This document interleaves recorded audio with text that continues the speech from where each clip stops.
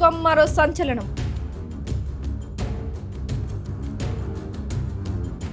Hero Balakrishna మాజీ మంత్రి జానారెడ్డి ఇంటికి మార్కింగ్. కేబీఆర్ పార్క్ చుట్టూ ఫ్లైఓవర్, అండర్ పాస్ నిర్మాణాలకు ప్రభుత్వం ప్రణాళికలు. సీఎం రేవంత్ భూసేకరణ తీరుపై బాలయ్య, జానారెడ్డి ఆగ్రహం.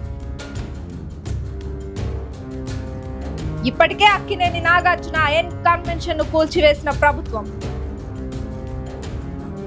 తాజాగా బాలయ్య ఇంటికి మార్క్ వేయడంతో కొత్త చర్చ.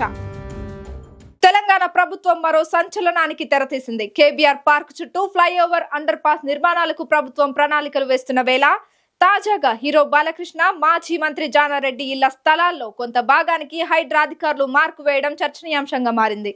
దీంతో ప్రభుత్వ తీరుపై బాలకృష్ణ, జానారెడ్డి తీవ్ర ఆగ్రహం వ్యక్తం చేస్తున్నారట. ఇకపోతే ఆ మధ్య అక్కినేని నాగార్జునకు సంబంధించిన ఎన్ కన్వెన్షన్ హాల్ ను హైడ్రా అధికారులు కూల్చివేసిన సంగతి తెలిసిందే. ఈ వ్యవహారం సినీ ఇండస్ట్రీలో పెను దుమారాన్నే రేపింది.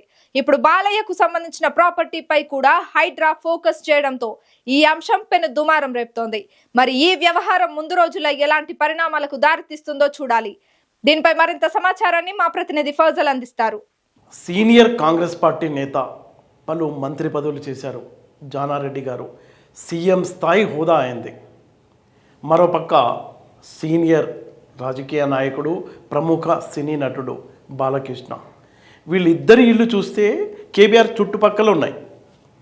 అయితే రోడ్ విస్తరణలో భాగంగా వాళ్ళ ఇంటికి మార్కింగ్ చేశారు. మా ఇంటి మీదకి ఎలా వస్తారు అంటూ ఈ ఇద్దరు నేతలు గగ్గోలు పెడుతున్నారు.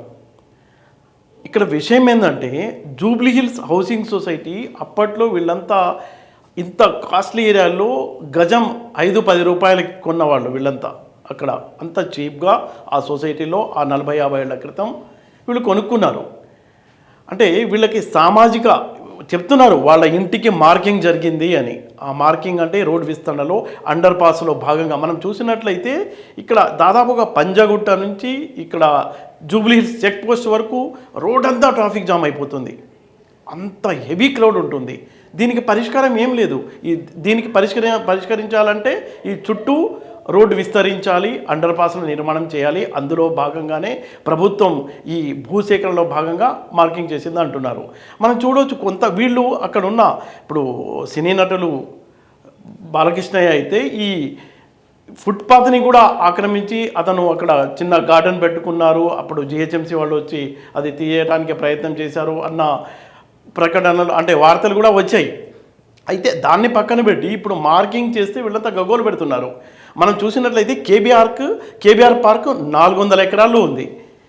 దాన్ని ఈ అటవీ శాఖ అక్కడ ఏదైనా మార్పులు చేర్పులు చేయాలంటే రిజర్వ్ ఫారెస్ట్ కింద ఉంది కాబట్టి అనుమతి ఇవ్వాలి. అంటే ఎంత కేబీఆర్ పార్క్ నుంచి ఇప్పటికీ చాలా స్థలం తీసుకున్నారు. సిటీలో ఉన్న అద్భుతమైన ఒక పార్కు, అందులో ఎన్నో వేల లక్షల మొక్కలు, అద్భుతమైన మొక్కలు, వనమూలికలతో ఉన్న మొక్కలు ఉన్నాయి. అయినా అక్కడ చాలా జంతువులు ఉన్నాయి, వన్య ప్రాణులు ఉన్నాయి. అయినా అటవీ శాఖ అక్కడ పార్కు సంబంధించిన భూమి కూడా ఇచ్చింది దేనికి, రోడ్ డెవలప్మెంట్కి. అయితే వీళ్ళు చుట్టుపక్కల ఉన్న వాళ్ళు చాలా బాధ్యతాయుతంగా వ్యవహరించి చిన్న చిన్న విషయానికి, అంటే తమ ఇంటి పెద్దగా పోదు అక్కడ ఈ ట్రాఫిక్ సమస్య, అలాగే సామాజిక బాధ్యతలో భాగంగా అండర్ పాస్ కోసం ఇక్కడ భూములు ఇవ్వాల్సిందే అని ప్రభుత్వం చెప్తుంది. వీళ్ళేమో ప్రభుత్వంతో తేల్చుకోవడానికి సిద్ధమవుతున్నట్టు వార్తలు వస్తున్నాయి. మనం ఇంకొకటి కూడా చూడవచ్చు, సచివాలయం ఆపోజిట్లో అన్మోల్ హోటల్ అని ఒకటి ఉంది. అక్కడ కూడా రోడ్డు మీద సచివాలయంకి ఆపోజిట్లో ఫుట్పాత్ని వాళ్ళ పార్కింగ్ ప్లేస్గా పబ్లిక్ అసలు అందుబాటులో లేకుండా బహిరంగంగా వాడుకుంటుంటారు. అంటే అలాంటి వాళ్ళపై కూడా ప్రభుత్వం దృష్టి పెట్టాల్సి ఉంది. అయితే అక్కడైతే అక్కడ సమస్య లేదు. అటువంటి వాళ్ళని కూడా ముట్టుకోకుండా ఇక్కడ అవసరం ఉన్న చోట దీన్ని కూడా రాజకీయం చేయడానికి ప్రయత్నిస్తున్నారని కాంగ్రెస్ పార్టీ ఇప్పుడు అక్కడ కామెంట్ చేసేది కూడా కాంగ్రెస్ పార్టీకి సంబంధించిన నేతే అయినప్పటికీ దీనిపైన ఓపెన్గా మాట్లాడి ఇలా మార్కింగ్ అంటే దూకుడుగా రేవంత్ ప్రభుత్వం పదే పదే అదే తప్పు చేస్తుంది.